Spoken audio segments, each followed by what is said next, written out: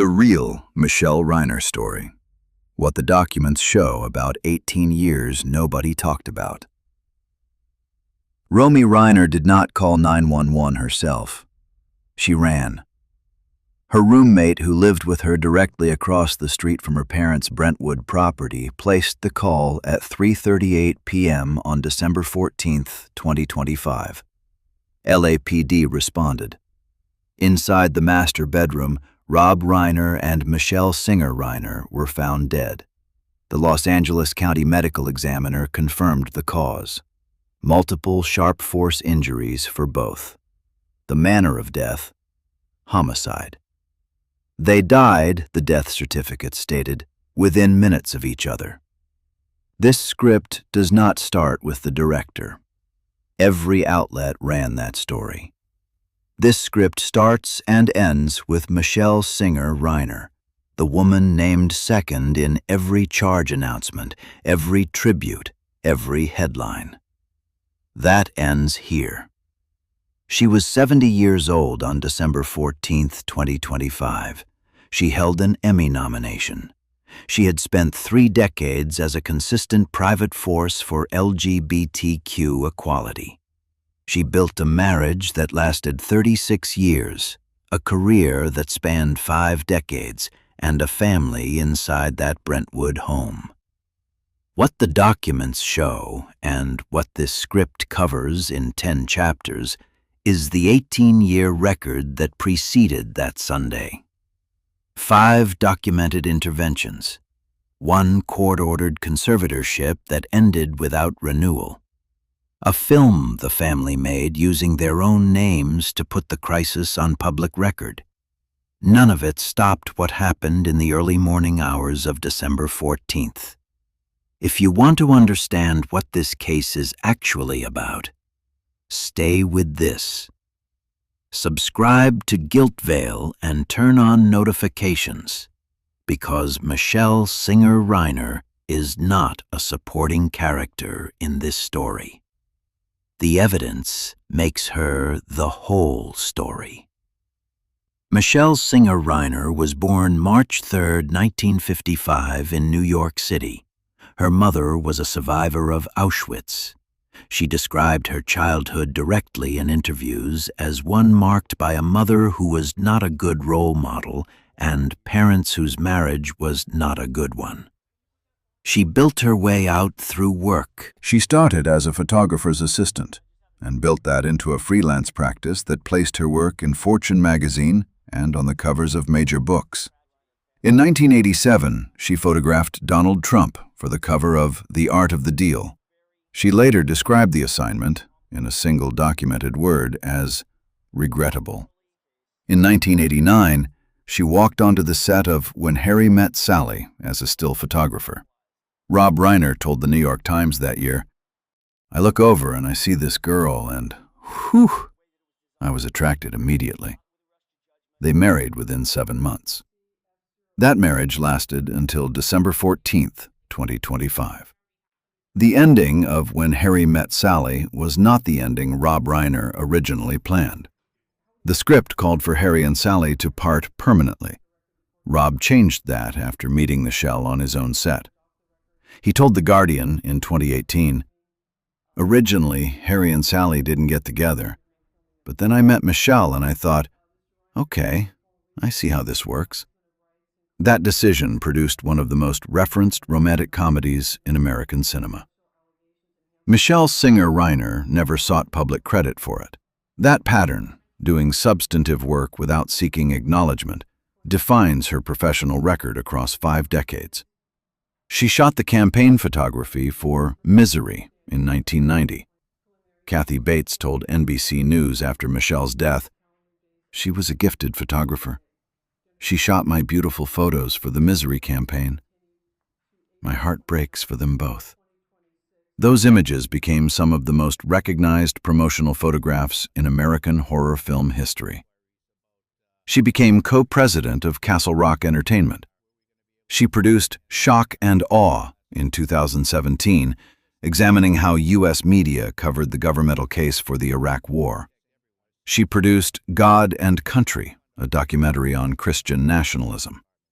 In 2023, she produced Albert Brooks' Defending My Life, which earned a Primetime Emmy nomination 2 years before her death. Rita Wilson wrote publicly after Michele's passing, "Her work as a producer focused on social justice and creating awareness of our world. The LGBTQ advocacy is documented with specificity. In 2011, Rob and Michele accepted a Lifetime Achievement Award from a gay civil rights organization. When they stood on stage together, Rob tried to get Michele to take the microphone. She declined. He then told the audience that she was the driving force behind their entire public commitment to marriage equality, that she had pushed the family toward it for years. She had made it happen, and declined the credit. Rob documented that story publicly more than once. It is in the record. That is the person found in the master bedroom on December 14th, 2025. Not a director's wife. A woman who built something at every address she occupied. She and Rob had 3 children: Jake, born 1991, Nick, born September 14th, 1993, and Romy, born 1998. The family lived in Brentwood for 36 years. The documented record of what developed inside that home across the final 2 decades is what the next 8 chapters cover. In 2016, Rob Reiner directed a film called Being Charlie. His son Nick co-wrote the screenplay. The film follows a young man who has cycled through rehabilitation programs since his early teens, whose father is a wealthy public figure, and whose treatment keeps failing. The system in the film offers the same tools repeatedly. None of them hold. Rob Reiner spoke to the Los Angeles Times about the film in 2015. He said, "When Nick would tell us that it wasn't working for him, we wouldn't listen. We were desperate, and because the people had diplomas on their wall, we listened to them when we should have been listening to our son."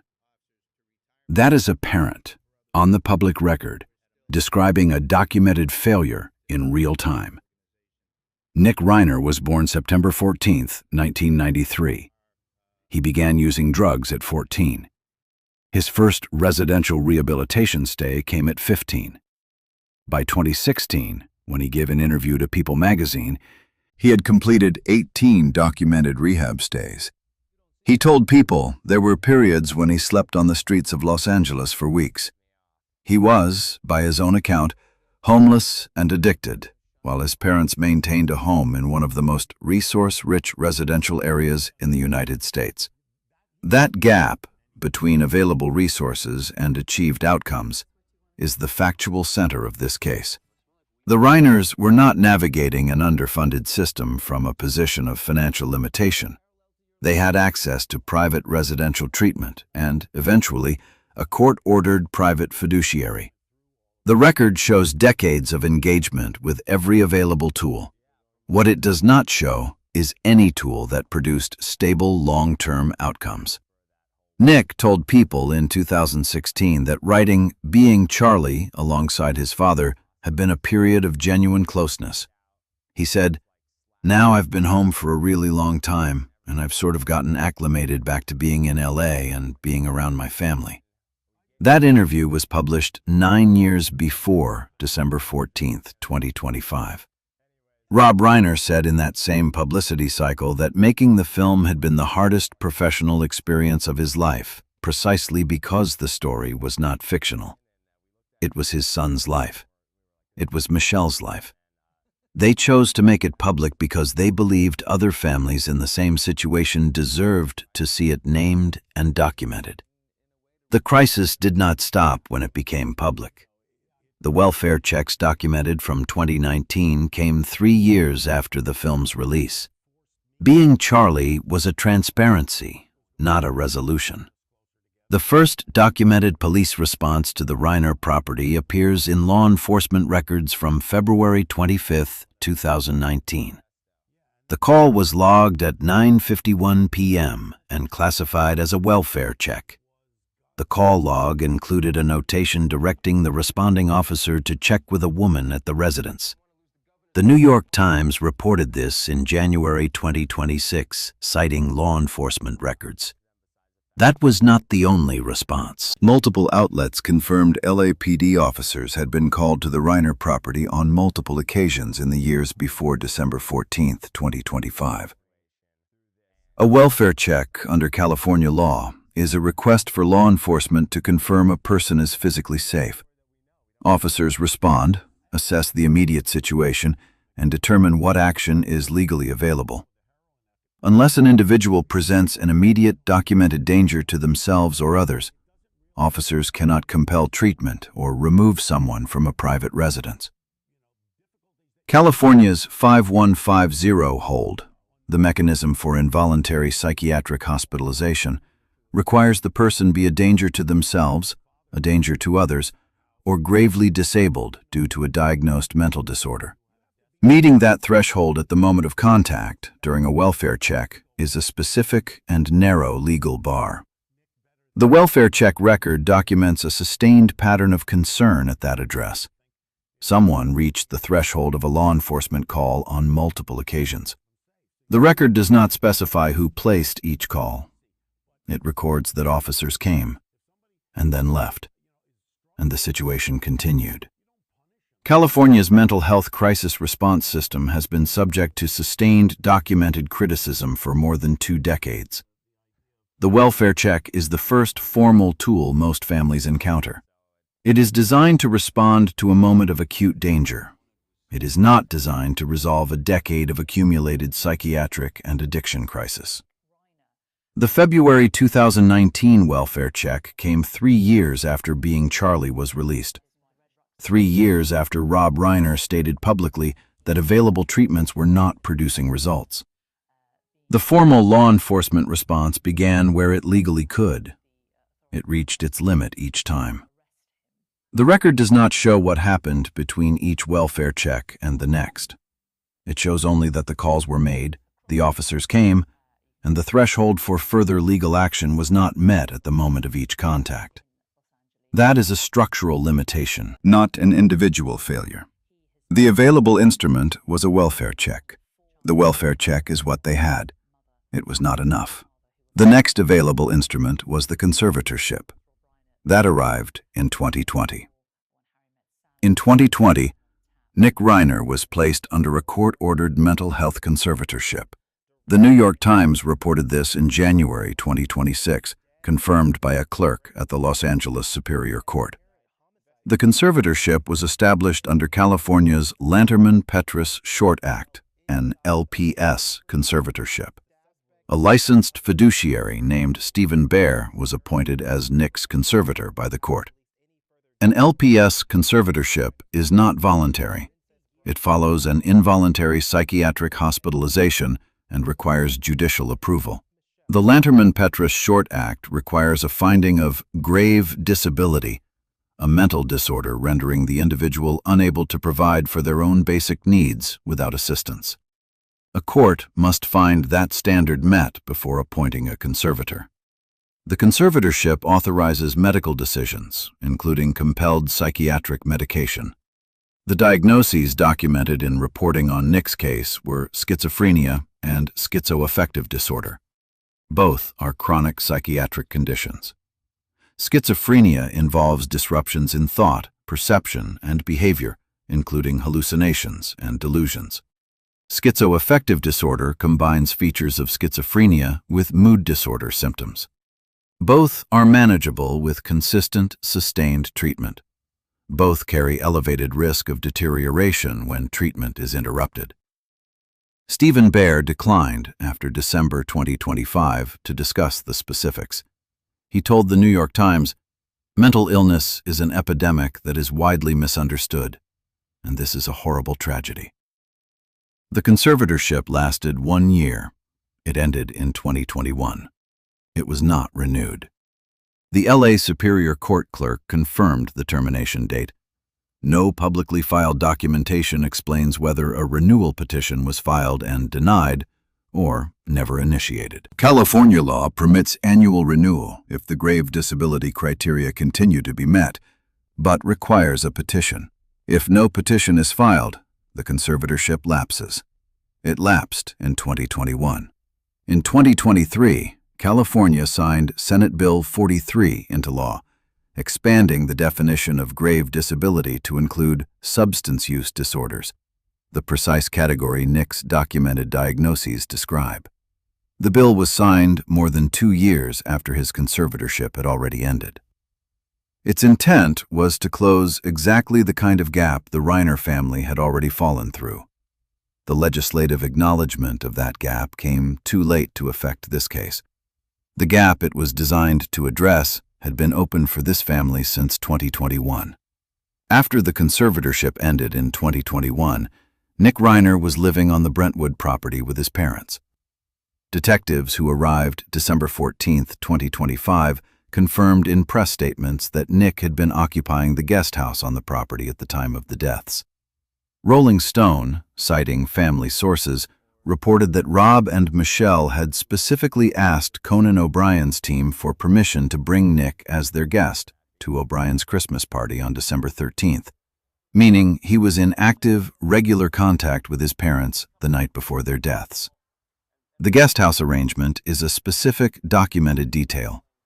Nick was not living independently. He was not in a residential treatment facility. He was not under the supervision of a court-appointed conservator.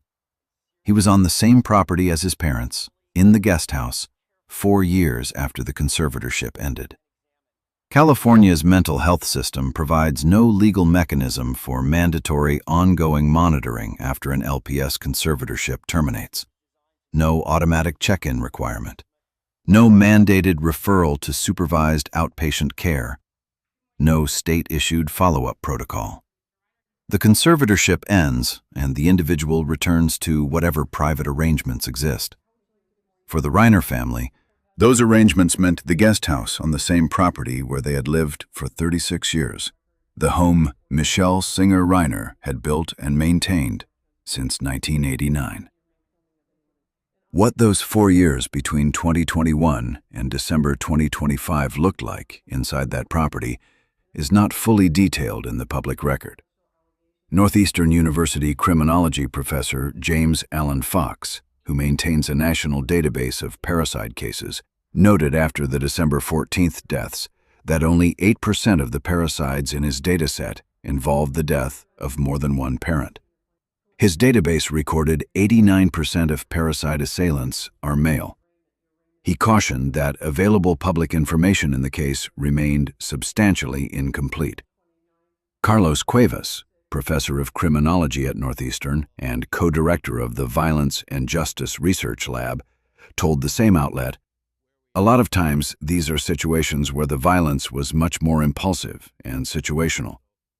He added, "Individuals with a history of substance abuse can very often, depending on the family dynamics, be seen as the source of the problem.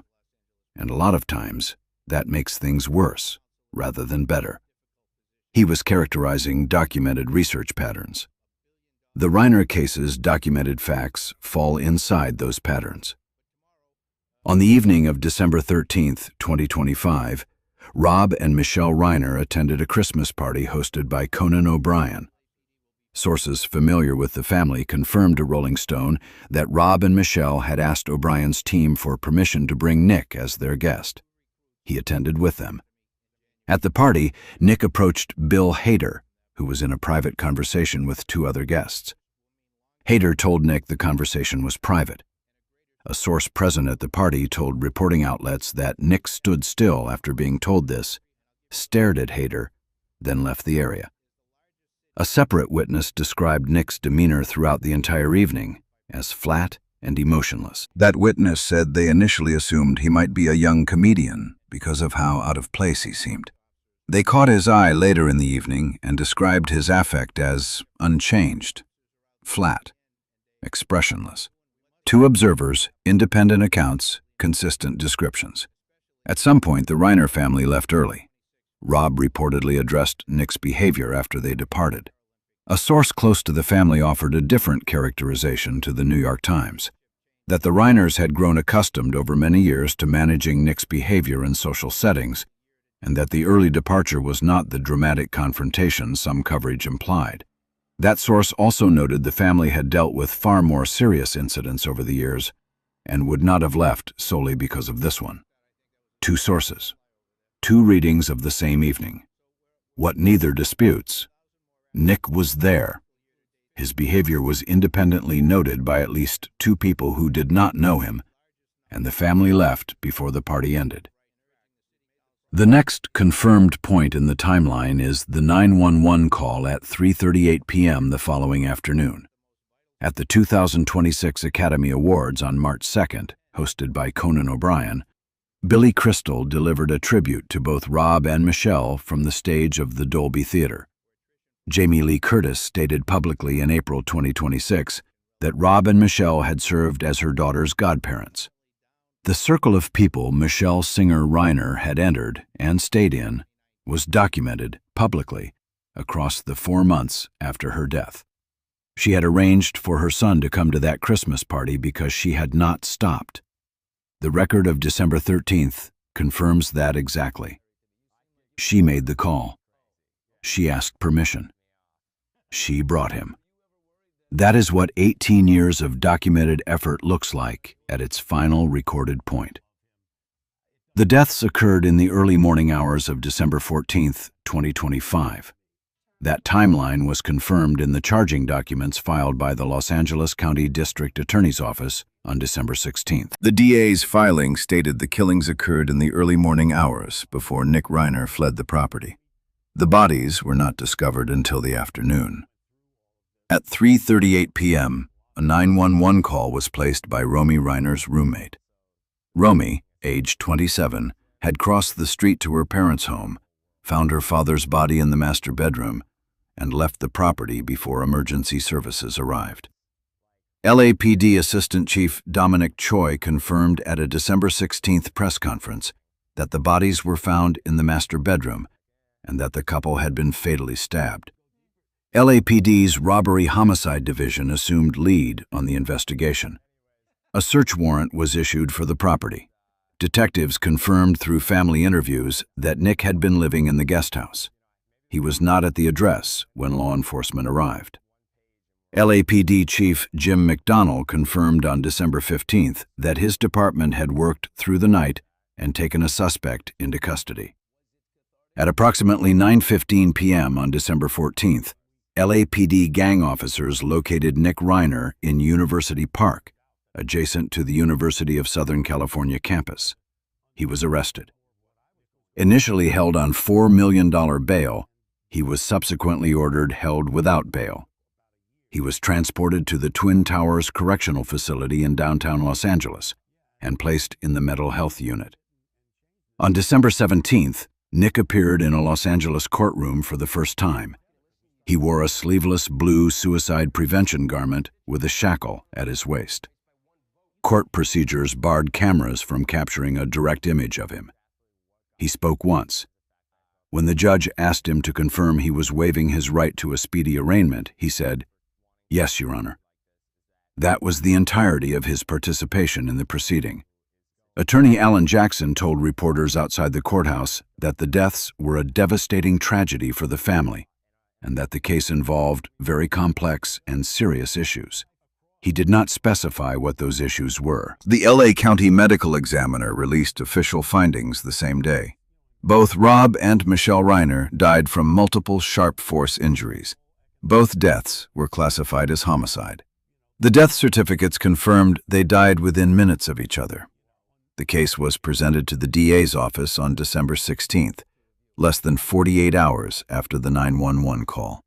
A timeline that indicated the investigative record assembled at the Brentwood property was considered sufficient for the DA to proceed immediately with first-degree charges. On December 16, 2025, Los Angeles County District Attorney Nathan Hochman appeared at a press conference with LAPD Chief Jim McDonnell and announced the charges against Nick Reiner, 2 counts of first-degree murder. The charges carried a special circumstance allegation of multiple murders and a special allegation that Nick personally used a dangerous and deadly weapon, a knife. The charges carry a maximum sentence of life in prison without the possibility of parole. Hochman stated prosecutors had not yet decided whether to seek the death penalty. Hochman's statement included, "Rob Reiner was one of the greatest filmmakers of his generation.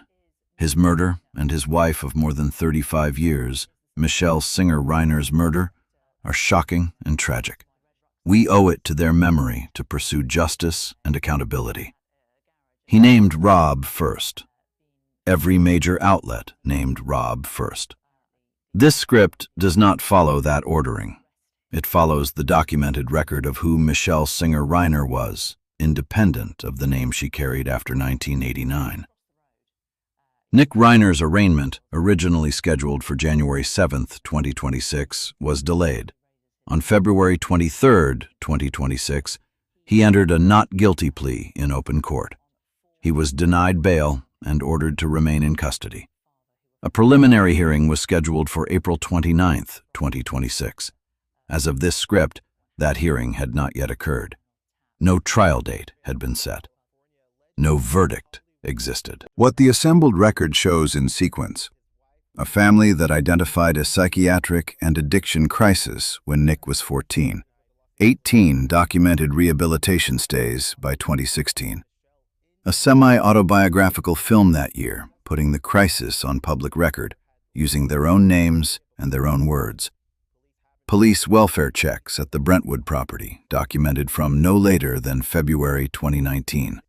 A court-ordered LPS conservatorship in 2020, the most legally authoritative psychiatric intervention California provides outside of criminal proceedings. That conservatorship ended in 2021 without renewal. A son living in the guest house on the same property 4 years later. A Christmas party on December 13th.